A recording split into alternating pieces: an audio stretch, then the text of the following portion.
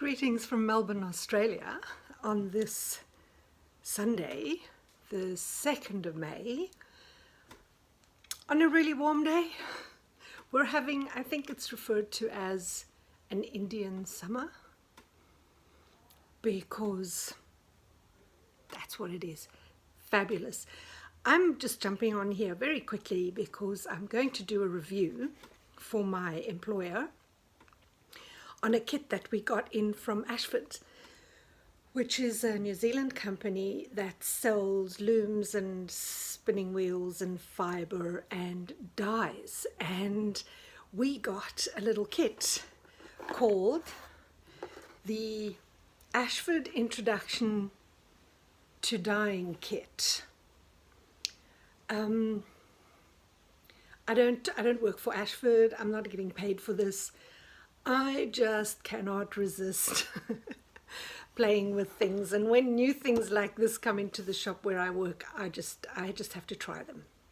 So I'll start off by saying I'm not a dyer. I have done one natural dyeing workshop and 2 chemical dyeing sessions with a young friend, and that's it. So basically I don't know what I'm doing. So, and that's a good thing actually, because if you wanted to give this a go, I think you should give it a go. So I'll quickly tell you about this kit. It comes, sorry, the dye pots are empty. Dyeing your own yarn is fun, exciting and easy to do. The kit includes 4 10-gram pots of dye, and 1 pot is enough to dye up 4 kilograms of yarn or fiber. So that in itself already is super generous. And it has 200-gram skeins of natural white 4-ply yarn to get you started on your dyeing journey. And then it's also got a color wheel and instructions, which I thought was brilliant. So I'll just open it up. Basically it comes like this with the 4 pots of dye and some instructions, which I'll talk to you about in a minute. And then it has, this is not the Ashford dye, it just happens to be some yarn that I still have to dye up in the box like this. And then the colors that they send you are the classic primary colors, but they didn't put red or scarlet in here, which I found interesting, because if you just look at the regular primary colors, it's basically blue, yellow and red. And with those you can get secondary colors and hues, etc, etc, etc. But anyway, I wasn't going to argue. I thought, what do I know? I'm going to go for it anyway. And it comes in this gorgeous little box. I think it's beautifully presented in the box. So I'll put that aside for now. And then inside the box they have 369. They have 12 colors in their range, and I'll say this right off the bat because I've had 2. I dyed some yarn for somebody else using the hot pink and working with it yesterday and today. These dyes are super saturated. And I'll tell you later why I know that. But these are the 12 colors that they have. And they have a beautiful little explanation of the color wheel that if you did at art school or science at school, I'm assuming you would know this.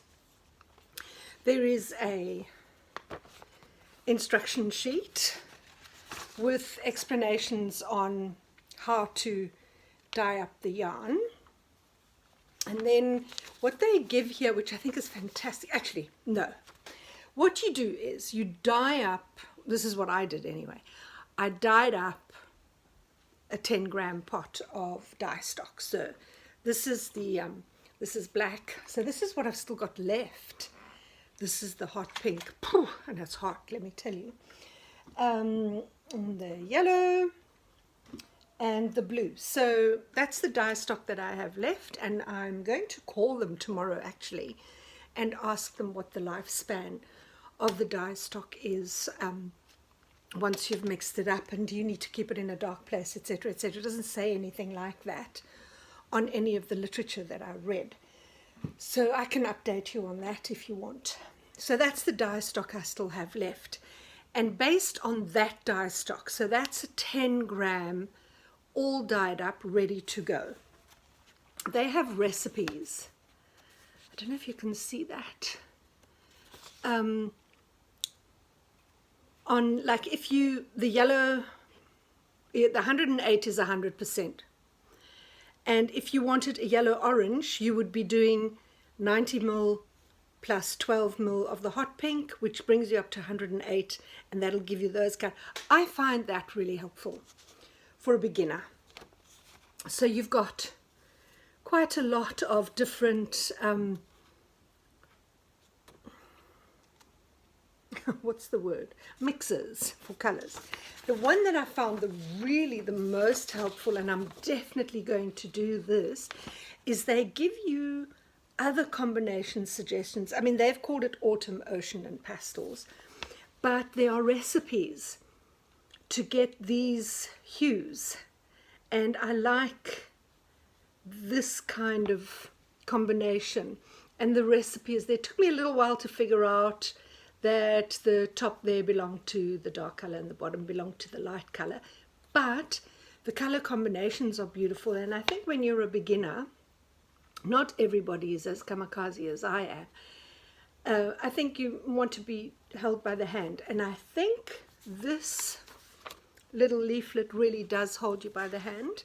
I think it's well written. They also have a little YouTube tutorial going along with it, which I'll link below. And all in all, it's a lot of fun. They don't put in, there's obviously no vinegar, which is what you need. You need some dish soap, a very, very little bit of dish soap. Definitely need gloves and an apron and just your regular kind of protective gear. I did all the dyeing outside, so I didn't have to worry about wearing a mask or anything like that. But here's what I came up with. So these are the 2 skeins of yarn that I dyed.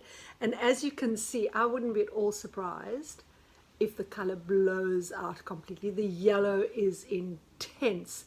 The hot pink is intense. They're amazing, just amazing. This was the first one I did. I did it in rainbow colors for obvious reasons, because primary and secondary is pretty much the rainbow.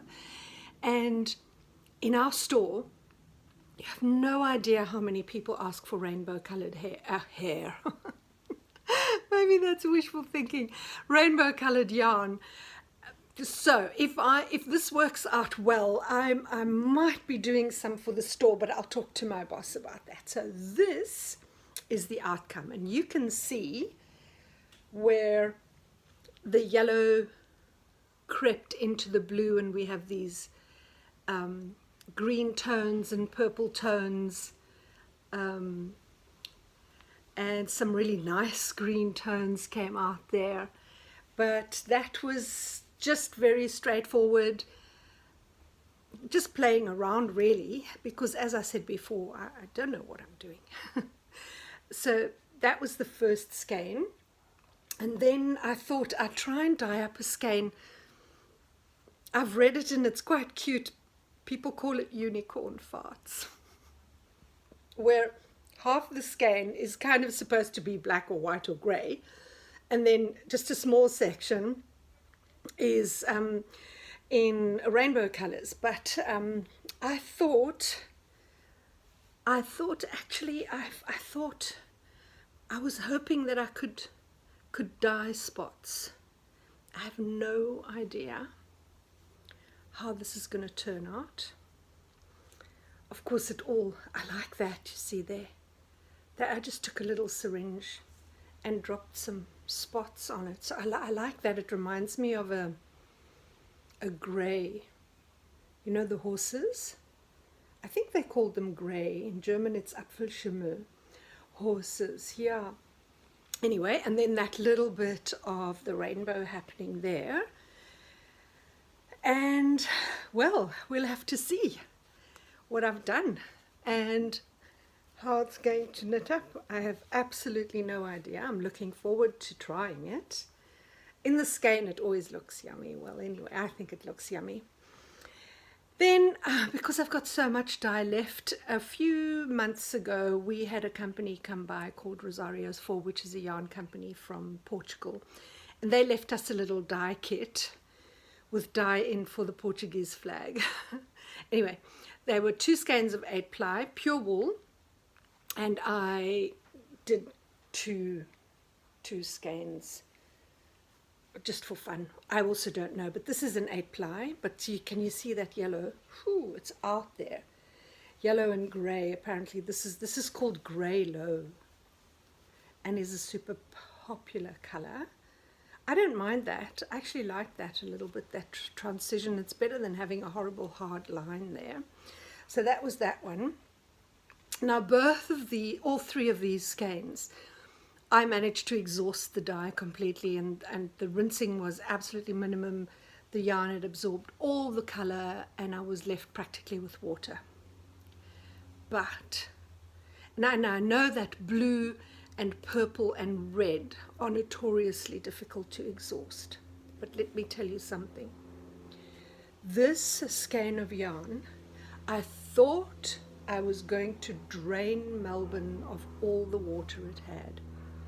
Oh, but I think I made a mistake anyway in how much dye I used. But it took forever to rinse clean, forever and ever and ever. But it's beautiful. I think it could be quite nice. I'm thinking I might knit just a cabled hat, or I might actually crochet a hat. Bucket hats apparently are a thing. So 70s. But anyway, that's that. So I had the 200 grams skeins of 8 ply and 200 gram skeins of 4 ply sock yarn. On the box it says 4 ply wool. I don't know if this has got a nylon content, but I'm assuming it has. If it's sock yarn, it'll have a little bit nylon content, and I can knit up some socks, some groovy socks. I hope they look pretty in the socks as well. So if you are at all interested, I'll link to where I work, where the kits are available, and I'll link to the tutorial where somebody professional is actually doing the tutorial and actually demonstrating all the different steps. I hope you give it a go, because it really is a lot of fun. And I'll see you on the flip side, hopefully in the store, buying a kit and have some fun. Bye.